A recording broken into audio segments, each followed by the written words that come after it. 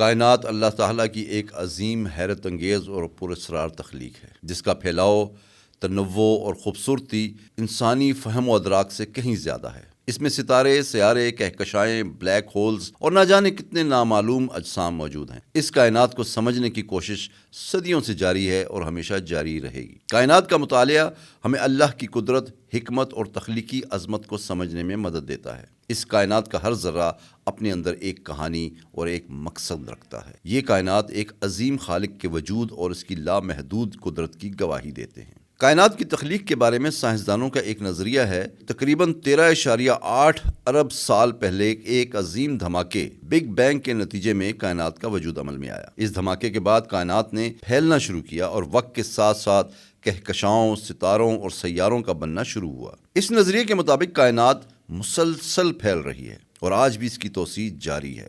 کائنات میں بہت بڑی تعداد میں کہکشائیں موجود ہیں اور ایک اندازے کے مطابق کائنات میں 100 ارب سے زیادہ کہکشائیں موجود ہیں اور ہر کہکشاں میں اربوں ستارے ہیں۔ ہماری کہکشاں کا نام ملکی وے ہے، جس میں ہمارا سورج اور نظام شمسی موجود ہے۔ عظیم جلتے ہوئے گیسوں کے گولوں کو ستارے کہتے ہیں۔ یہ اپنے اندر فیوژن کا عمل کر کے روشنی اور حرارت پیدا کرتے ہیں۔ سورج بھی ایک ستارہ ہے اور ہماری زمین کی زندگی کا انحصار اسی کی روشنی اور حرارت پر ہے۔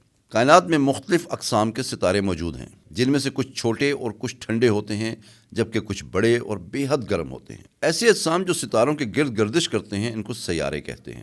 ہماری زمین بھی ایک سیارہ ہے جو سورج کے گرد چکر لگاتی رہتی ہے۔ نظام شمسی میں 8 سیارے ہیں: عطارد، زہرہ، زمین، مریخ، مشتری، زحل، یورینس اور نیپچون۔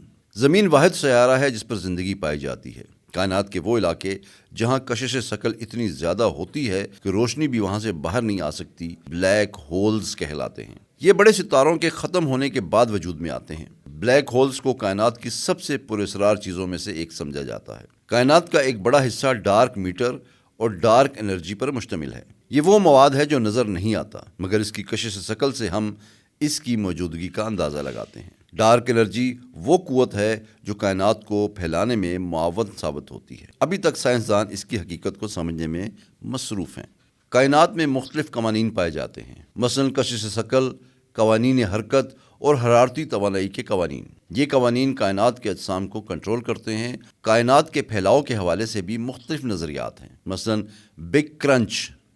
اس نظریے کے مطابق کائنات پھیلنے کے بعد سکڑ بھی سکتی ہے۔ بگ فریز، اس کے مطابق کائنات ہمیشہ پھیلتی رہے گی اور آخر کار تمام ستارے ختم ہو جائیں گے، جس سے ایک جمود کی حالت پیدا ہو جائے گی۔ بگ رپ، اس نظریے کے تحت کائنات اتنی تیزی سے پھیلے گی کہ آخر میں ہر چیز پارا پارا ہو جائے گی۔ جناب، اب تک کی معلومات کے مطابق زمین وہ واحد سیارہ ہے جہاں زندگی موجود ہے، تاہم کائنات میں اربوں کہکشائیں اور سیارے موجود ہیں، اس لیے ممکن ہے کہیں اور بھی زندگی ہو۔